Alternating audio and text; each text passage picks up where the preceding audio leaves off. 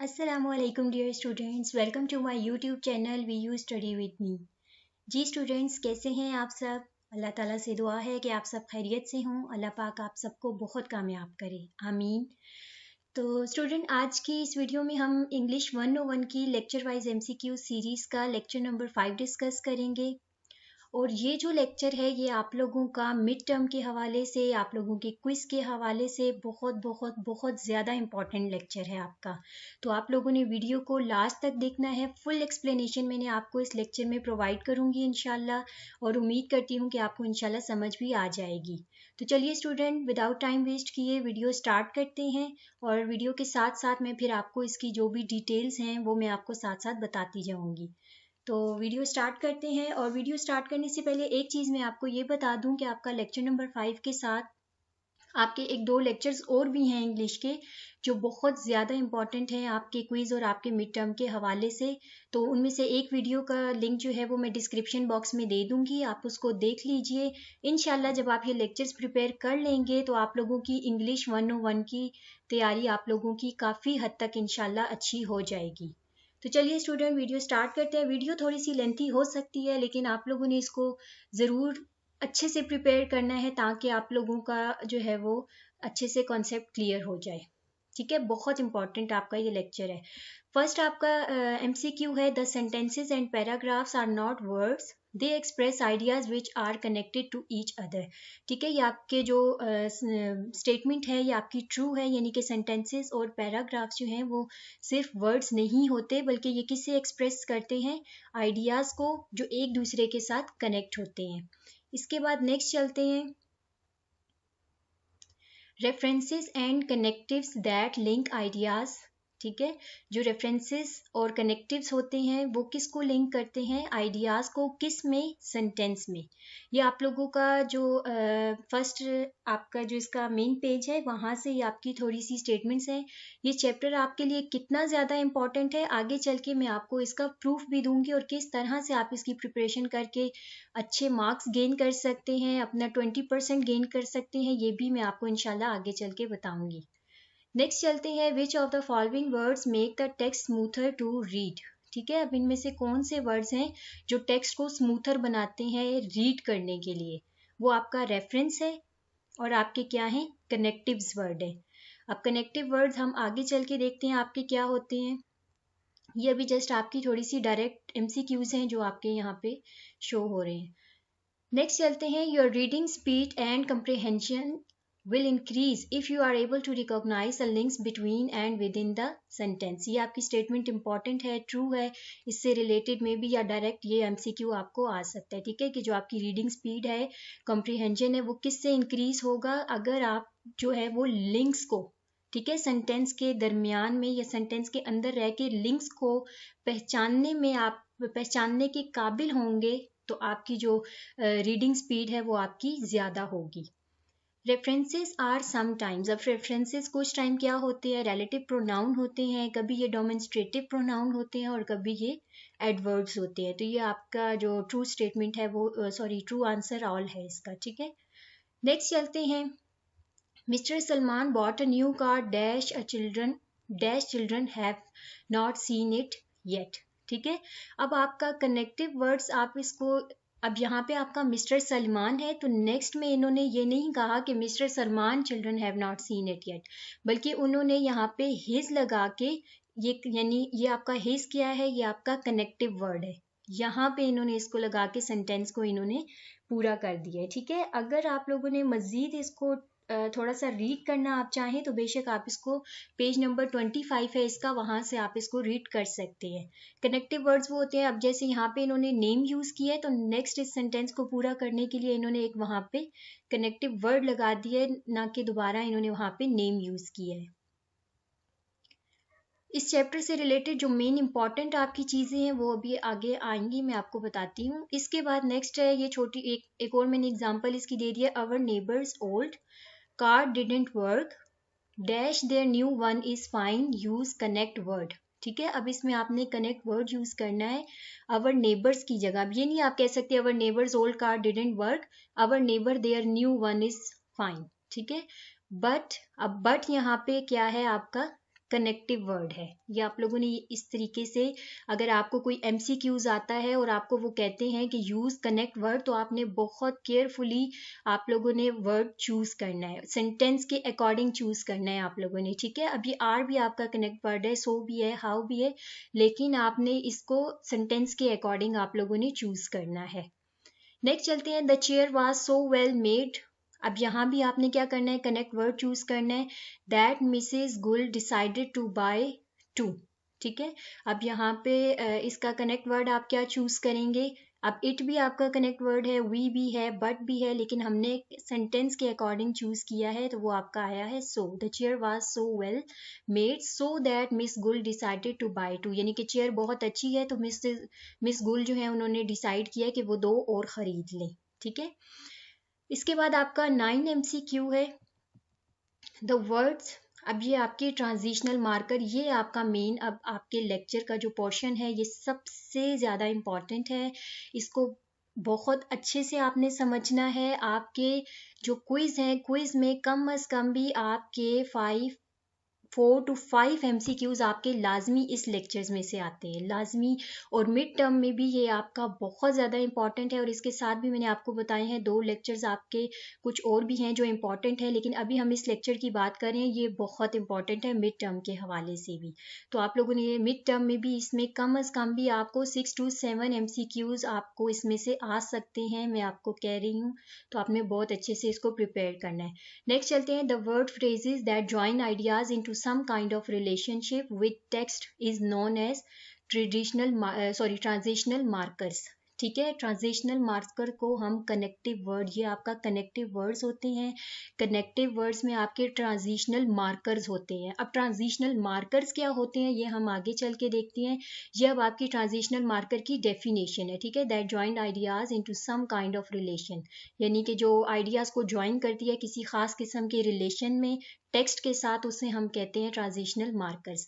अब थोड़ा सा नेक्स्ट चलते हैं, फिर मैं आपको ब्रीफ करती हूँ ट्रांजिशनल मार्कर्स के बारे में। ट्रांजिशनल मार्कर इंडिकेट्स, अब जो ट्रांजिशनल मार्कर्स होते हैं वो किस को इंडिकेट करते हैं, रिजल्ट को, कंपैरिजन को, कॉज एंड इफेक्ट को। इसका आंसर आपका हो गया ट्रू। अब बाकी के ट्रांजिशनल मार्कर मैंने ये आपके साथ लिख दिए हैं। बाकी ये ट्रांजिशनल मार्कर और किस किस चीज़ को शो करते हैं, इलस्ट्रेशन को, कॉन्ट्रास्ट को, सीरीज टाइम को, एडिशन को, ठीक है, एडिशन को। और ट्रांजिशनल वर्ड्स आपके पास टोटल कितने होते हैं, 7 होते हैं। आपने बहुत अच्छे से इसको याद रखना है कि आपके ट्रांजिशनल मार्कर्स कौन कौन से होते हैं। ये आपके सारे 3 ये हो गए और 4 आपके ये हो गए, मैंने साथ लिख दिए हैं, ठीक है। नेक्स्ट चलते हैं, वर्ड्स दैट सिग्नल रिजल्ट।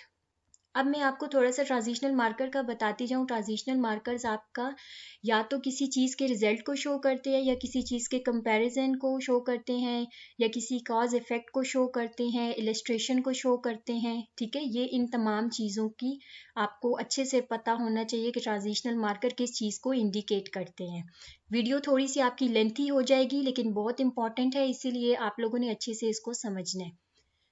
अब नेक्स्ट है आपका 11 MCQ, words that signal result, ठीक है। अब वो वर्ड जो आपका किसी रिजल्ट को शो करता है, अब आपने इस चीज़ को समझना है, वर्ड्स दैट सिग्नल रिजल्ट, वो वर्ड्स जो रिजल्ट को शो करते हैं वो कौन से हैं आपके पास, 10, अकॉर्डिंगली, एज अ कॉन्सिक्वेंस।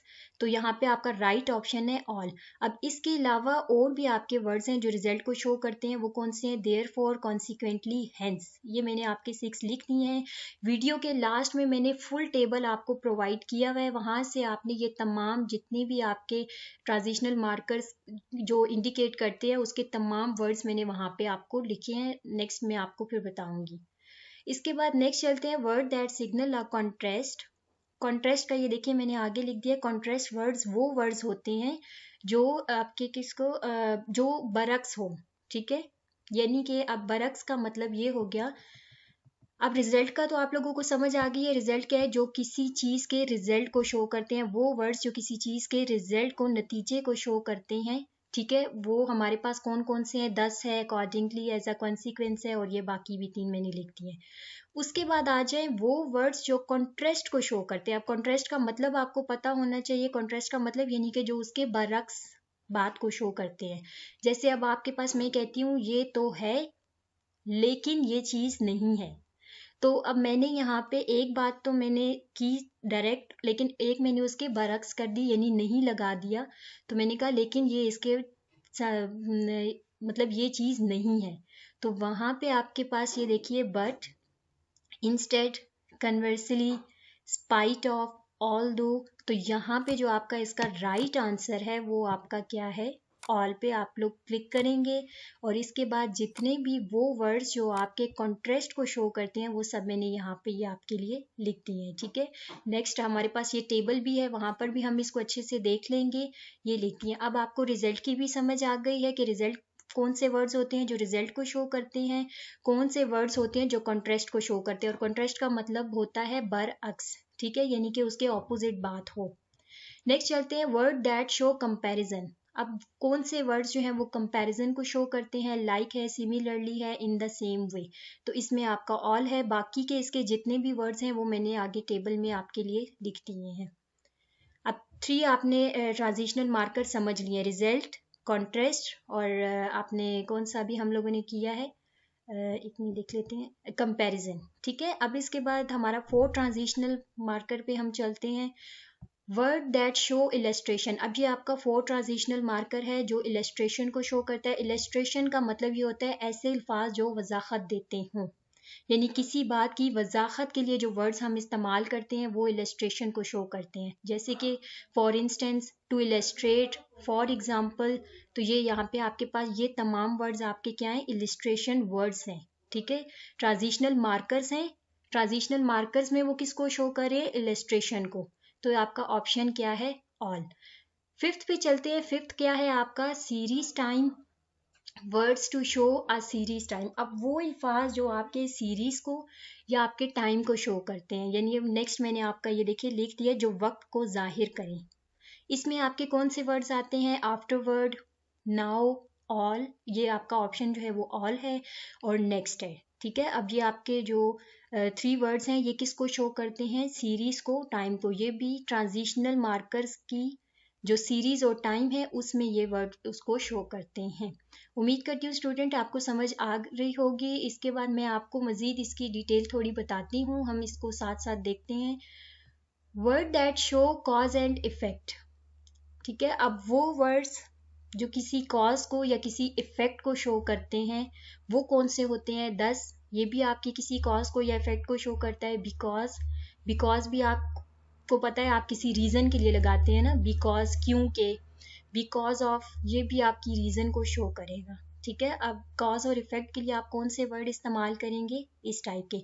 अब इनसे रिलेटेड एमसीक्यूज आपके किस तरह से आएंगे वो भी नेक्स्ट मैं आपको बताऊंगी, ठीक है। अभी आप सिर्फ इनको समझें कि आपके ये ट्रांजिशनल मार्कर्स कौन से होते हैं और किस तरह के होते हैं। नेक्स्ट चलते हैं वर्ड्स दैट शो। ये अब आपका लास्ट ट्रांजिशनल मार्कर है 7, एडिशन, ठीक है। 7 ट्रांजिशनल मार्कर कौन सा है, एडिशन। और एडिशन किस चीज़ के लिए इस्तेमाल होता है, किसी चीज़ में इजाफे को जाहिर करें। एडिशन वर्ड्स वो वर्ड्स होते हैं जो किसी चीज़ में इजाफे को जाहिर करते हैं। जैसे कि अब आप किसी अपने सेंटेंस में लगा देते हैं एंड, ठीक है, ये और ये, ऑल्सो, ये भी, सेकंड, ये भी आपके इजाफे को शो करता है, फाइनली ये भी आपके इजाफे को शो करता है, और साथ में ये आपका जो ऑप्शन है इसका वो ऑल है। ये मैंने आपके पेज नंबर रेफरेंस मैंने दे दिया है, आप लोग इसे खुद भी रीड करना चाहें तो आप लोग बहुत इजीली कर सकते हैं। वीडियो आपकी लेंथी हो रही है लेकिन आपके लिए समझना बहुत ज़रूरी है, ये बहुत इंपॉर्टेंट लेक्चर है आप लोगों का, और इसका प्रूफ अब मैं आपको बताऊंगी कि आपका कितना इंपॉर्टेंट है। तो यहाँ तक स्टूडेंट उम्मीद करती हूँ आपको समझ आ गई होगी, ठीक है। अब आप लोगों ने मेन क्या है, आपके ट्रांजिशनल मार्कर्स होते हैं जो कनेक्टिव वर्ड्स में आपके ट्रांजिशनल मार्कर्स होते हैं। अब ट्रांजिशनल मार्कर्स में आपके पास 7 होते हैं जो किस किस चीज अलग अलग चीज़ों को शो करते हैं, जिसमें हमने कौन से पढ़े हैं, रिजल्ट है, आपका कॉन्ट्रास्ट है, आपके जो है वो कंपैरिजन हमने पढ़ा है, इलस्ट्रेशन हमने पढ़ा है, कॉज एंड इफेक्ट हमने पढ़ा है, सीरीज और टाइम को शो करने वाले हमने वर्ड्स देखे हैं और एडिशन के लिए देखी हैं, ठीक है। अब हम नेक्स्ट चलते हैं, ये अब रही आपकी इस लेक्चर की इम्पोर्टेंस का प्रूफ। ये आ गए हम सम MCQs पे, और आप बिलीव करें कि ये जस्ट आपके सिर्फ 3 to 4 क्विज मैंने देखे हैं, और उसमें से ये 13 MCQs मैंने वहाँ से कलेक्ट किए हैं, जस्ट 3 to 4 पास्ट क्विज में से मैंने। तो आप खुद देख लें कि आपके जो ग्रैंड क्विज हैं या आपके पास्ट पेपर्स हैं उनमें भी ये कितने सारे आपके MCQs आए हुए होंगे। अब इनका आपका MCQ किस तरीके से पेपर में आएगा ये देखते हैं कि अब यहाँ से आपको इंशाल्लाह काफ़ी अच्छे से क्लियरेंस हो जाएगी। Choose the connective word that complete the sentence meaningfully. ठीक है, अब आपने कनेक्टिव इस तरह से आपको आ सकता है, कनेक्टिंग वर्ड आपने चूज करना है जो इस सेंटेंस की मीनिंग को कंप्लीट करे। School will shut early dash heavy snow is expected tonight. ठीक है, स्कूल जो है वो जल्दी बंद हो जाएगा। अब यहाँ पे आप इफ का आपको पता है मतलब होता है अगर, बिकॉज का होता है क्योंकि, तो जाहिर सी बात है सेंटेंस को समझ के ही आपको पता चल गया कि आपका यहाँ पे कनेक्टिव वर्ड्स कौन सा लगेगा, बिकॉज। ठीक है, school will shut early because heavy snow is expected tonight. अब आपको थोड़ा सा क्लियर हो गया होगा कि आपने कनेक्टिव वर्ड्स किस तरह से लगाना है। It is snowing today dash there are no buses and I can't come to school. अब यहाँ पे आपका बट लगेगा नहीं, क्योंकि बट का मतलब तो होता है, लेकिन वो कह रहा है आज स्नोफॉल हो रही है। ठीक है, स्नोइंग टुडे। अब यहाँ पे अगर आप कहें but there is no buses, लेकिन यहाँ बसेस नहीं है, मैं स्कूल नहीं आ सकता। ठीक है, अब लेकिन ये तो आपका नहीं बन सकता, मेन आपका यहाँ पे क्या लगेगा, सो। ठीक है, अब सो जो है वो आपका यहाँ पे कनेक्टिंग वर्ड लगेगा कि आज स्नोइंग है। ठीक है, तो यहाँ पर बसेस नहीं है और मैं इसीलिए स्कूल नहीं आ सकता। वहाँ पे पास्ट क्विज में आपका उन्होंने वेयर एज लगाया हुआ है, वेयर एज जो है वो आपका रॉन्ग आंसर है, तो इसीलिए आप लोगों ने कंफ्यूज नहीं होना, राइट आंसर इसका आपका सो है।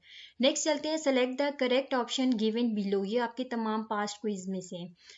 We have plenty of money and workers dash we hope to finish the house remodelling soon. अब यहाँ पे वो क्या कहता है कि वी हैव, आपने चूज करना है correct word, we have plenty of money, यानी हमारे पास बहुत ज्यादा पैसे हैं और वर्कर भी हैं।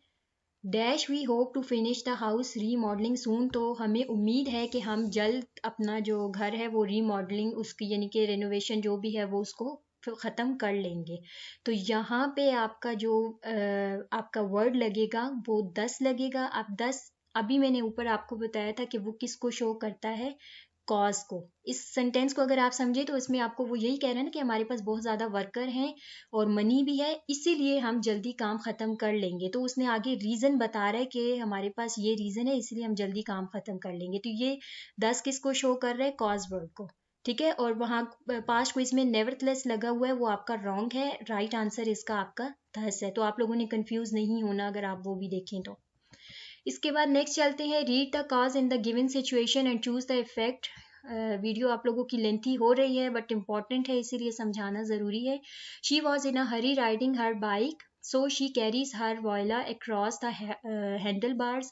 She failed to see the rock on the street in front of her. अब इसको आप लोग खुद अच्छे से भी समझ लीजिएगा। स्टेटमेंट में वो ये कह रहा है कि भाई लड़की है, किसी लड़की के बारे में जिक्र है कि वो बाइक चला रही है, उसने अपने सामने जो है वो हैंडल बार्स को पकड़ा, लेकिन अपने सामने उसको किसने नहीं, रॉक को नहीं देखा। ठीक है, कोई चट्टान सी कोई पत्थर सा आया है गली में, उसने उसको नहीं देखा। तो ये सेंटेंस अब आपका किस सिचुएशन को शो कर रहा है, the girl fell of her bike. ठीक है, ये आपकी इस सिचुएशन को शो कर रहा है, यानी कि अब अगर इस चीज से अगर आप रिजल्ट निकालें, ठीक है, उसका इफेक्ट क्या हुआ है, इफेक्ट मतलब आपने रिजल्ट नहीं निकालना, सॉरी, आपने उसका इफेक्ट बताना है। ये इन्होंने कहा है चूज द इफेक्ट। तो उसका असर क्या हुआ है, लड़की बाइक चला रही थी, उसने अपने सामने चट्टान को या पत्थर जो भी था उसको नहीं देखा, तो इससे क्या हुआ था कि लड़की गिर गई थी बाइक से। तो ये आपका क्या है, इफेक्ट है। ये कॉज को शो नहीं करेगा यहाँ पे, सॉरी, ये मैंने यहाँ कॉज लिख दिया, ये सिर्फ इफेक्ट को शो कर रहा है। ठीक है, ये आप लोगों का इफेक्ट है। उसके बाद नेक्स्ट आपका आ जाते हैं, ही lived in China dash he came here. ठीक है, यानी वो चाइना में अब ये आपका अनटिल वर्ड जो है ये आपके किसी सीरीज को या टाइम को शो करता है। ठीक है, वो चाइना में रहता था, ही केम हेयर, यहाँ आने तक। ठीक है, अनटिल ही केम हेयर, यहाँ आने तक वो कहाँ रहता था, चाइना में। तो ये किस चीज को, टाइम को शो कर रहा है। नेक्स्ट चलते हैं, select the correct option given below. We live in the same building ठीक है, हम लोग सेम बिल्डिंग में रहते हैं, dash we hardly see each other, हम सेम बिल्डिंग में रहते हैं लेकिन उसके बावजूद, अलबत्ता, यहाँ पे आपका जो राइट ऑप्शन है वो है हाउ एवर, अलबत्ता we hardly see each other. अब ये आपके, ये हाउ एवर किस ट्रांजिशनल मार्कर में किस चीज को शो कर रहा है, कॉन्ट्रास्ट को शो कर रहा है। ठीक है, कॉन्ट्रास्ट का मतलब मैंने आपको ऊपर बताया है कि बरक्स होती है। पहले उसने कहा कि हम सेम बिल्डिंग में रहते हैं, आगे उसने उसके बरक्स बात कर दी है, बट हम बहुत कम एक दूसरे को देखते हैं। Select the correct option given below. We have been having problems with the heater dash we bought it. अब मैं आपको ये थोड़ा सा जल्दी जल्दी बताती हूँ क्योंकि आपकी वीडियो बहुत लेंथी हो गई है, तो बाकी उम्मीद है कि आपको ये अच्छे से समझ आ गया होगा लेक्चर। तो आप लोगों की कोई भी क्यूरी हो आप मुझसे पूछ सकते हैं। ठीक है, MCQ नंबर 7 आप देख लें। We have been having problem with the heater dash we bought it. अब यहाँ भी ये सिंस आपका लगेगा और ये किसको शो कर रहा है, टाइम को। Which of the following transitional words phrases is used to show the effect? अब इनमें से कौन सा आपका जो है वो वर्ड उन्होंने दे दिए, कहते हैं इनमें से कौन सा ट्रांजिशनल वर्ड्स है जो किसको शो कर रहा है, इफेक्ट को। अभी मैंने आपको बताया इफेक्ट के लिए हम कौन सा वर्ड यूज करते हैं, दस। जो सिंस है ये टाइम को शो करता है, जो बिकॉज है ये आपके कॉज को शो करेगा।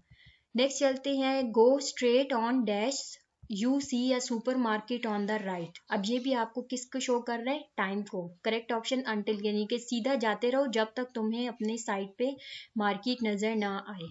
विच of the following transitional word phrases is use to show the cause. अब कहता है कि इन ट्रांजिशनल वर्ड्स में से कौन सा वर्ड्स है जो कॉज को शो करता है, वो आपका बिकॉज है। ठीक है, कॉज एंड इफेक्ट को शो करता है। लास्ट में, वीडियो के लास्ट में मैंने टेबल दे दिया है, वहां से आप लोगों ने अच्छे तरीके से इन ट्रांजिशनल मार्कर्स को आप लोगों ने याद रखना है। अब ये देखिए यहाँ पे अब आपको क्या है, देयरफॉर दे दिए और पूछा गया है कि ये ट्रांजिशनल मार्कर किस चीज को शो कर रहा है। यहाँ पे अब आपको रिजल्ट भी कह सकता है, कॉन्ट्रास्ट भी कह सकता है, एडिशन भी कह सकता है। तो ये आपका देयरफॉर जो है ये आपका रिजल्ट को ही शो करता है। Macro road his homework very quickly and dash he didn't make any mistake.